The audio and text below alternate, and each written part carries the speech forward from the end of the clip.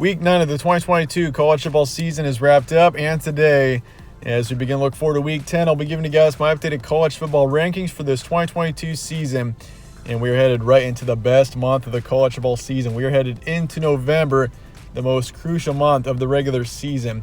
And at this point in the season, we know who the main contenders are. It's just a matter of which team comes out on top. And so that said, I'll be giving you guys my updated rankings here today. Let's get started with 1 through 7.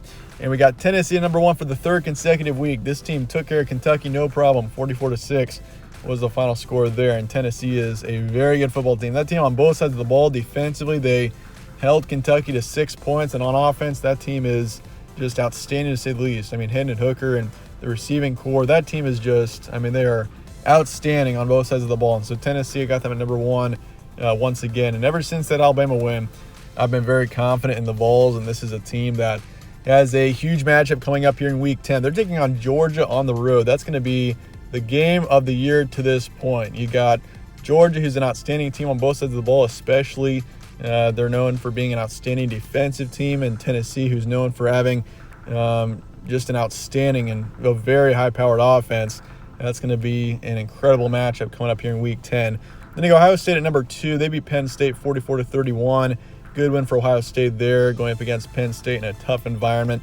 It was a close game for a long time. Ohio State kind of pulled away there in the later parts of the game. But for the Buckeyes, good win there, and they're still ranked at number 2. I've had Ohio State at number 2 for multiple weeks as well, and I still think that's a team that don't sleep on them. They could definitely win a national title this season as well, and so could Michigan. I got Michigan at number 4.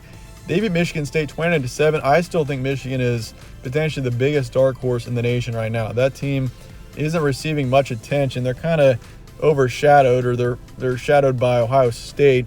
Ohio State's receiving all the attention in the Big Ten, and Michigan is just in the background there, not receiving too much. But I think the Wolverines are very much a threat to potentially win the Big Ten and get to the college football playoff. Basically your Big Ten championship you could consider to be the Ohio State-Michigan matchup coming up here in a couple of weeks, or in a few weeks. That game is in Columbus, so Ohio State does have the home field this season, but that game is basically because it would be a stunner if the Big Ten East champion, either Ohio State or Michigan, lost to the Big Ten West champion, which looks to be either Illinois or Purdue right now. So, Michigan, that's a team that I definitely would not be sleeping on. Once again, Georgia at number 3. They beat Florida 42-20. Not a terribly impressive win, but Florida's a decent team, so still a good win by about 3 touchdowns. Alabama's number 5. Clemson's number 6. Both teams had byes this past weekend. Alabama is 7-1. Clemson is 8-0. And quite honestly, the top 5, I think, for a long time, it was the top 3 between Georgia, Alabama, and Ohio State. There was a huge gap between the top 3 and the rest of the nation. Now I'd say it's the top 5 in the rest of the nation. So it's Tennessee through Alabama. And, those 5 teams, it's either going to be Tennessee, Ohio State, Georgia, Michigan, or Alabama winning the national title this season. That's how I see it right now. I would be shocked if it was any team outside of those 5 to win the national title this season. I think Tennessee is a very real contender. Michigan is kind of that dark horse, and they've got the powers in Ohio State, Georgia, and Alabama. So this is turning out to be a pretty close race. Honestly, it could be 5 teams winning the national title this season versus last season, where I think we all kind of knew the entire season that Georgia was going to win it, just because of how dominant they were for a large chunk of the season. And even in 2020, you could say Alabama was just dominant enough to the point where we just knew. But this season, it could be 5 different teams, so it's going to be a very fun finish, that's for sure. And then TCU number 7, they beat West Virginia 41-31. TCU, I think they're a good team, but they just haven't convinced me yet that they're truly a big college football playoff contender. They're 8-0. They've gotten some good wins over the course of the season. Beat K-State, who turns out to be really good. West Virginia, that's probably the worst team in the Big 12 this season. And that game, they were on upset alert for a long time. So TCU is a little bit inconsistent. I do have questions about them. I'm not convinced of them quite yet, but I definitely think, you're doing something right if you're 8-0. Moving on to 8 through 14, we got Oregon at number 8. They beat Cal on the road 42-24. That game was close for a little while, but Oregon got the win, and they're 7-1 on the season. So the Ducks, I think, are the best team in the Pac-12 right now. You got, obviously, Oregon, Utah, USC, and UCLA, who are your top 4. I think, honestly, Oregon or USC, those teams are the only teams with any chance of making the college football playoff. I'd say Oregon is definitely the team to do it if it's going to be anybody. And honestly, Pac-12 at this point, I mean, they got 4 really good teams here. They got 4 teams in the top 12, which is pretty outstanding, but they just don't have a major national contender right now just because all the teams have taken losses. But I do think Oregon is still a team to keep an eye on. They are still a team that could get to the playoff. Utah with 2 losses, it's not going to happen, but the Utes just beat Washington State 21-17. A good one for the Utes, and this team is still capable of at least getting to potentially a New Year's Six bowl game, getting to the Rose Bowl at this point. So that is something to keep an eye on. I still think Utah, I mean, obviously they didn't even have Cam Rising in that game against Washington State, which was a huge surprise. Apparently he's injured. So hopefully they can get him back, because if they don't have Cam Rising, I think the ceiling is lowered significantly for Utah. USC's number 10. They're just behind Utah because they did lose to the Utes. But the Trojans do have a better record at 7-1. They beat Arizona 45-37, a high-scoring game against Arizona. USC allowed a lot of points in that game, so wasn't terribly impressed by that win for USC, but I still think the Trojans are very much a contender in the Pac-12. Honestly, though, at this point, I think Oregon, the more that you look at it, is the one team that could get to the college football playoff out of the Pac-12. I mean, their loss was to Georgia back in week 1. Obviously, you can't take another loss, so Oregon would have to run the table and win the Pac-12, and I think Oregon's got a chance, but obviously they still have a tough road ahead here. Then you got Ole Miss at number 11. They beat Texas A&M 31-28, a good bounce-back win there for the Rebels, and they're 8-1 on the season, so they've played 9 straight games. And the Rebels are, I'd say, still a really good team. Obviously, they didn't look too good against LSU a couple of weeks ago, but I still think Ole Miss is a team to keep an eye on. Then you got UCLA number 12. They beat Stanford 38-13, moving up 3 positions after that win. LSU's number 13. They had a bye week this past weekend, moving up 3 positions. They're 6-2.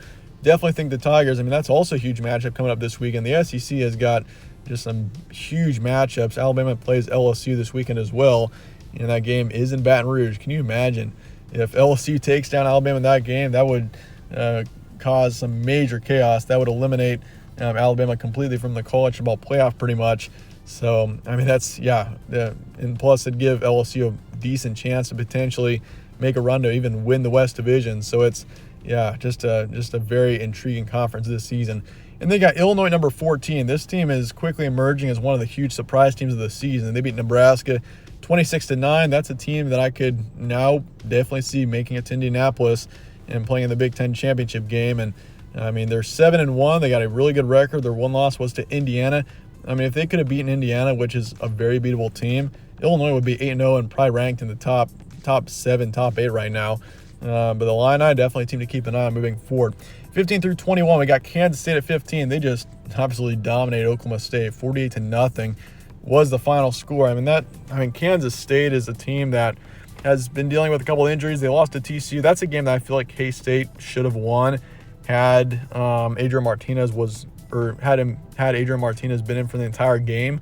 So, I mean, Kansas State, that's unfortunate for them because there's a chance. I mean, K-State, after that win, they'd be ranked way up in the top 10 right now. But nonetheless, still beat up Oklahoma State there, and Kansas State, I think, is a very real contender to win the Big 12 right now, especially after a win like that. And plus, they didn't even have Adrian Martinez in that game.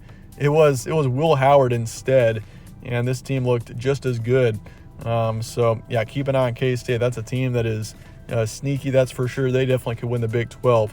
North Carolina's number 16. They beat Pittsburgh 42-24. And the Tar Heels are having a really good season right now. They're 7-1, and they're very much able to get to the ACC championship game at this point. And I definitely say they're a favorite to win their division. Penn State's number 17. They lost to Ohio State 31-44. Obviously a tough loss, but I wasn't terribly disappointed by Penn State's performance. I'm just going to move them down 3, and they are 6-2 on the season. Oklahoma State's number 18. Got shut out to Kansas State. I don't know what happened for Oklahoma State.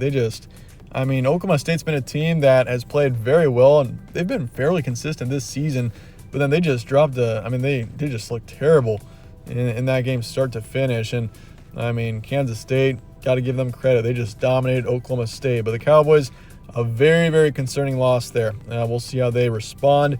But that obviously is going to be detrimental in their chances of getting to the Big 12 title game. The Big 12 is such a wide-open conference to the point where, and it's honestly probably the most fun conference this season because of how wide open it is. I mean, at this point in the season, who would have thought? Like, there's a good chance we're going to see TCU and Kansas State playing for the Big 12 title in about a month from now, which is insane. I mean, not Oklahoma, not Oklahoma State, not Texas, but Kansas State and TCU. Just a fun conference this season. But yeah, Oklahoma State 6-2. They still got a chance to make it to the title game, but obviously, they gotta really play well down the stretch now. Tulane's number 19. They were on a bye this week, but they're entering the rankings at 19. I had them, I think, first one out in my rankings last week, and after the chaos that ensued towards the bottom of the rankings this past weekend, I do want to raise Tulane up and bring them into the top 20 into number 19.